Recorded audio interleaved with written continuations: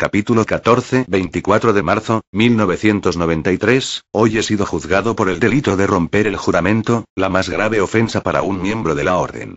Ha sido una experiencia dolorosa, pero ya sabía que era lo que tocaba, así que me siento aliviado por haberla superado a pesar de los resultados. A lo largo de los meses en mi celda de la prisión, me angustiaba la pregunta. ¿Rompí mi juramento de la orden al no matarme antes de ser capturado? Debo de haber recapitulado cientos de veces el proceso de mi captura y los posteriores sucesos, intentando convencerme de que yo no era culpable, de que había caído en manos del enemigo sin mi culpa. Hoy he relatado de nuevo la secuencia a un jurado de mis compañeros. La citación llegó esta mañana, a través de la radio, y de inmediato supe lo que era, aunque estaba sorprendido por la dirección a la que me enviaron. Uno de los edificios de oficinas más modernos y más grandes en el centro de Washington. Cuando una atractiva recepcionista me indicó una sala de conferencias en un gran complejo de las oficinas de derecho, mi temor se mezcló con gratitud por el período de 3 días de recuperación que me permitieron desde la fuga. Acababa de deslizarme en la túnica que me había esperado en un perchero, cuando se abrió otra puerta y otras 8 figuras encapuchadas entraron en la habitación en silencio y tomaron asiento en torno a una gran mesa. La última de las 8 había retirado su capucha, y reconocí los rasgos familiares del mayor Williams. Los procesos fueron dinámicos y bañados en un aire de formalidad. Después de un poco más de 1 hora de interrogatorio, me dijeron que esperase en una sala adyacente más pequeña. Esperé allí durante casi 3 horas.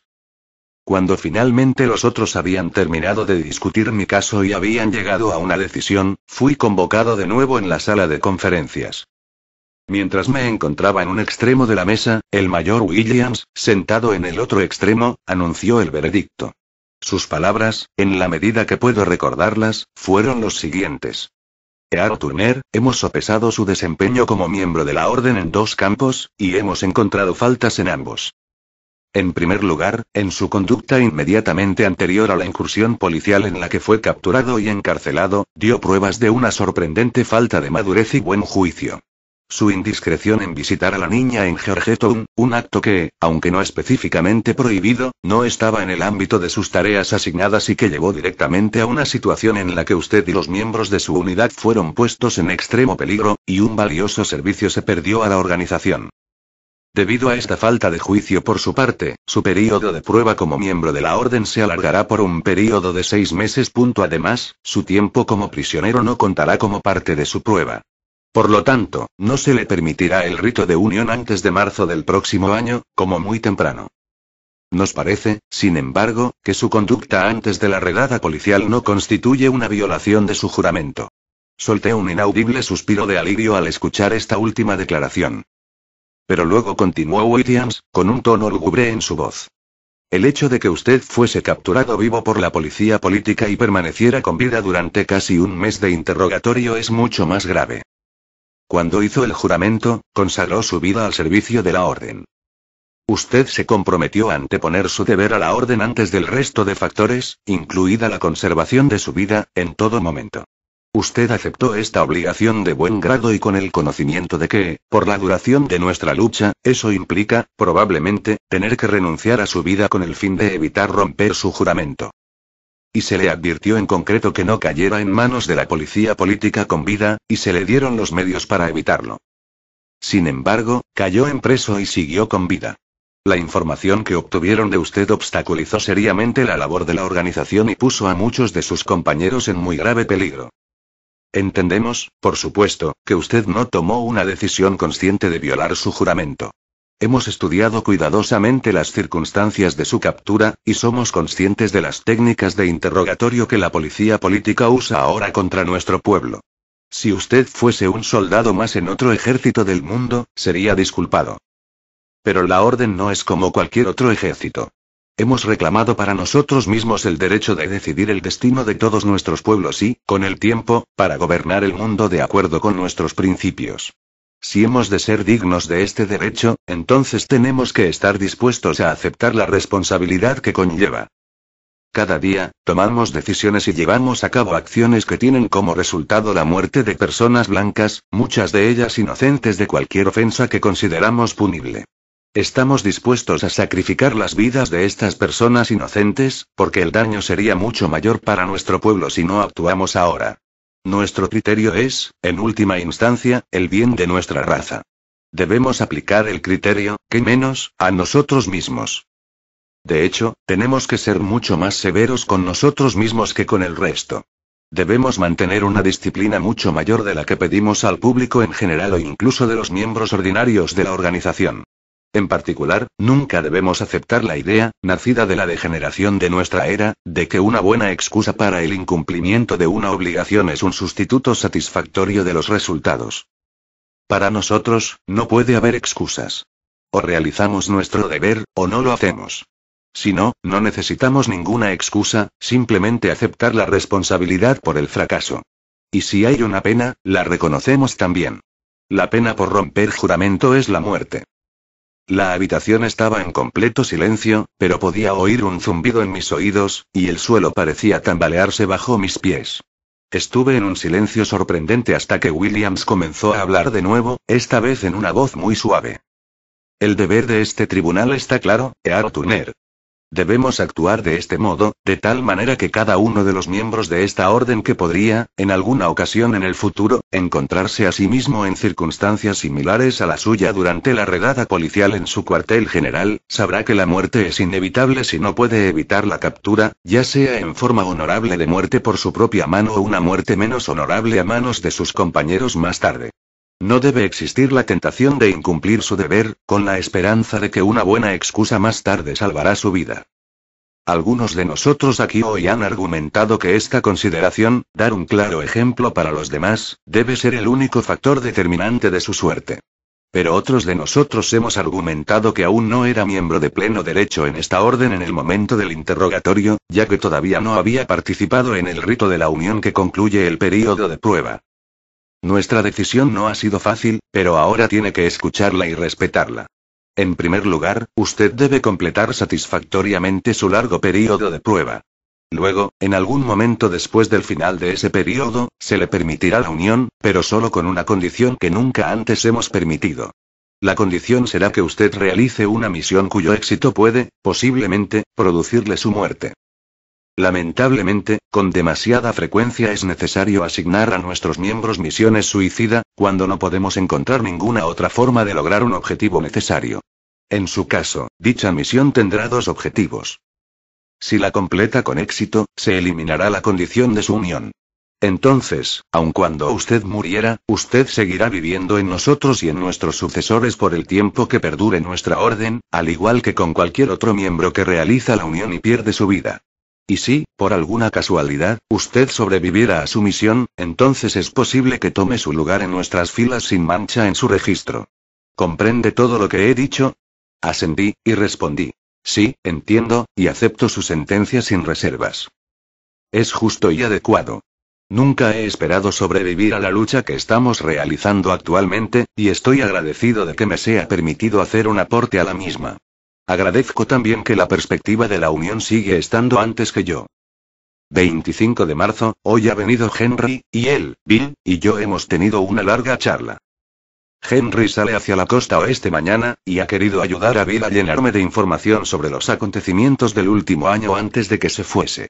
Aparentemente se dedica a la formación de los nuevos reclutas y la manipulación de algunas de las otras funciones internas de la organización en la zona de Los Ángeles, donde son especialmente fuertes. Cuando me saludó me mostró la señal, y supe que también se había convertido en un miembro de la orden. En esencia, lo que he aprendido hoy es lo que yo ya había intuido en mi celda de la prisión. La organización ha desplazado el eje principal de sus ataques tácticos personales a los objetivos estratégicos económicos. Ya no estamos tratando de destruir el sistema directamente, sino que ahora nos concentramos en socavar el apoyo del público en general hacia el sistema. Sentí durante mucho tiempo que este cambio era necesario. Aparentemente dos cosas llevaron al comando revolucionario a la misma conclusión. El hecho de que no reclutásemos a un número suficiente de nuevos miembros para compensar nuestras pérdidas en la guerra de desgaste contra el sistema, y que ni nuestros golpes contra el sistema ni las cada vez más represivas respuestas del sistema a los golpes tuvieran ningún efecto decisivo en la actitud del público hacia el sistema. El primer factor era crucial. Simplemente no podíamos continuar con nuestro nivel de actividad en contra del sistema con nuestras bajas de manera constante, incluso si hubiéramos querido. Henry estima que el número total de nuestra primera línea de tropas de combate para todo el país de los dispuestos y capaces de utilizar un cuchillo, un arma, o una bomba contra el sistema se había reducido a unas 400 personas el pasado verano. Nuestras tropas de primera línea representan solo alrededor de un cuarto de los miembros de la organización, y habían sufrido una desproporcionada tasa de bajas. Así, la organización se vio obligada a reducir el nivel de la guerra temporalmente, si bien aún preservaba un núcleo lo suficientemente fuerte para otro enfoque. Nuestra estrategia contra el sistema estaba fracasando. Estaba fracasando porque el grueso de los blancos norteamericanos no estaba respondiendo a la situación en la forma en que se había esperado. Es decir, habíamos contado con una respuesta positiva a nuestra propaganda de los hechos, pero no fue así. Teníamos la esperanza de que cuando establecimos el ejemplo de resistencia a la tiranía del sistema, otros se resistirían también. Teníamos la esperanza de que al hacer dramáticas acciones contra personalidades importantes de la parte superior del sistema e importantes instalaciones del mismo, inspiraríamos a los norteamericanos de todas partes a iniciar acciones similares. Pero nada de eso sucedió. Seguramente se incendiaron una decena de sinagogas, y se produjo un aumento general del nivel de violencia por motivos políticos, pero en general, la orientación era errónea e ineficaz. Sin organización, esas acciones tienen poco valor, a menos que estén muy extendidas y puedan sostenerse durante un largo periodo. Y la respuesta del sistema a la organización irritó a muchas personas y causó muchas quejas, pero ni siquiera se acercó a provocar una rebelión. La tiranía, tal como hemos descubierto, no es del todo impopular entre el pueblo americano. Lo que es realmente precioso al americano medio no es su libertad o su honor o el futuro de su raza, sino su sueldo. Se quejó cuando el sistema comenzó a enviar a sus niños a escuelas negras hace 20 años, pero se le permitió mantener sus bienes, así que no luchó. Se quejó cuando se llevaron sus armas hace 5 años, pero aún tenía su televisor en color y su patio trasero con barbacoa, por lo que no luchó. Y hoy se queja de la violación de su mujer por negros y cuando el sistema le hace mostrar un carné de identidad para comprar comestibles o recoger su ropa, pero todavía tiene un vientre lleno la mayor parte del tiempo, así lo que no luchará. Carece de ideas que no provengan de su televisor. Quiere ser por encima de todo políticamente correcto, y hacer, pensar y decir exactamente lo que piensa que se espera de él. Se ha convertido, en suma, exactamente en lo que el sistema ha estado tratando de hacer de él estos últimos 50 años, más o menos. Una masa de hombre, un miembro más del conjunto, lavado de cerebro proletariado. Una manada de animales. Un verdadero demócrata. Ese, lamentablemente, es nuestro americano blanco medio. Desearíamos que no fuera así, pero es lo que es. La llama y terrible verdad es que hemos tratado de evocar el espíritu heroico, que ha desaparecido. Se ha lavado el cerebro del 99% de nuestro pueblo por la inundación de la propaganda judía y materialista. En cuanto al último 1%, hay varias razones por las que ellos no están siendo efectivos. Algunos, por supuesto, son demasiado cómodos para trabajar dentro de la organización, o de cualquier grupo organizado, solo quieren hacer sus propias cosas. Otros pueden tener ideas diferentes de las nuestras, o simplemente puede que no hayan podido contactar con nosotros desde que fuimos forzados al subsuelo. Eventualmente, se podría contratar a la mayoría de estos, pero ya no tenemos tiempo. Lo que la organización comenzó a hacer hace unos 6 meses atrás es tratar a los americanos por primera vez de modo realista, es decir, como una manada de ganado. Dado que ya no son capaces de responder a un llamamiento idealista, apelamos a las cosas que pueden entender. El miedo y el hambre. Vamos a quitarles la comida de sus mesas y vaciar sus frigoríficos. Y, cuando empiecen a tener hambre, nos haremos temer más de lo que temen al sistema. Vamos a tratarlos exactamente de la manera en que merecen ser tratados. No sé la razón por la que esperamos durante tanto tiempo para esta resolución. Hemos tenido el ejemplo de décadas de guerra de guerrillas en África, Asia y Sudamérica para instruirnos. En todos los casos la guerrilla ganó creando temor a la gente, no amor. Por las torturas públicas hasta la muerte de los líderes de las aldeas que se oponían a ellos y por las brutales matanzas de las poblaciones de las aldeas que se negaban a darles de comer, inspiraron tal terror en las aldeas vecinas que todo el mundo tenía miedo de negarse a lo que le pedían. Nosotros los norteamericanos observamos todo esto, pero fallamos al aplicarnos la lección a nosotros mismos. Consideramos, correctamente, a todos los no blancos como simples rebaños de los animales y no nos sorprendemos de que se comportaran como lo hicieron. Pero nos consideramos a nosotros mismos de manera incorrecta, como algo mejor.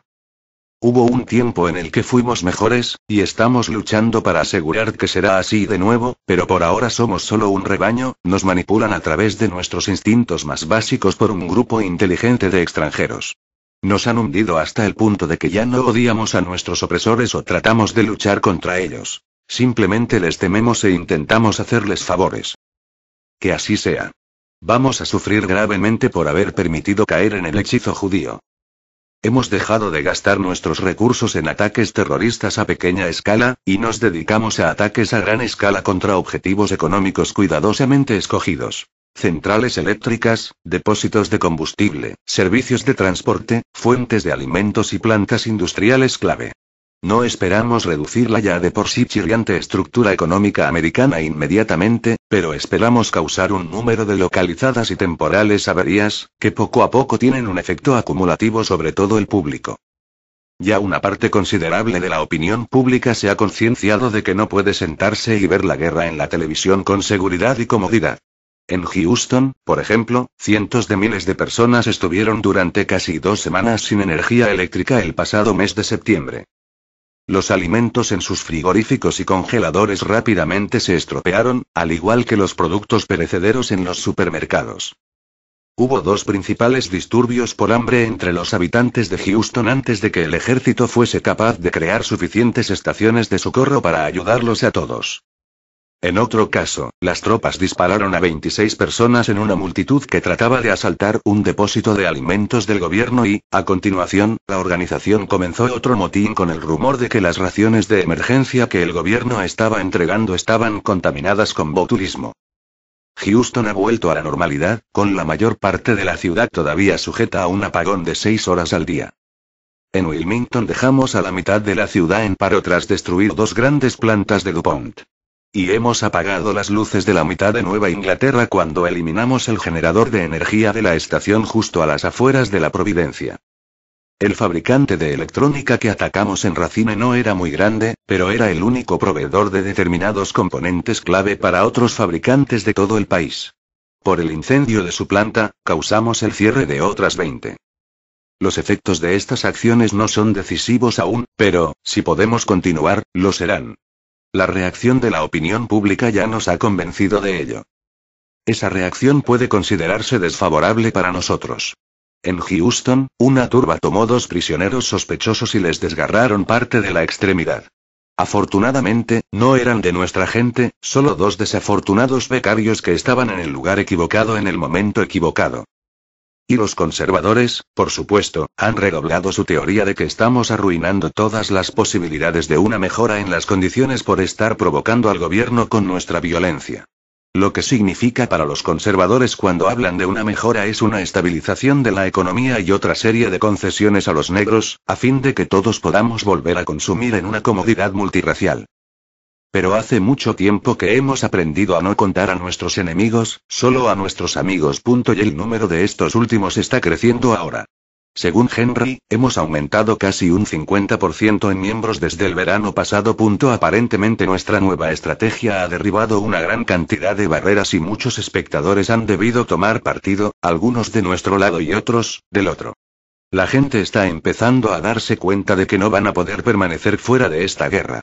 Estamos obligándolos a entrar en las líneas del frente, en el que deben elegir y participar, independientemente de que les guste o no.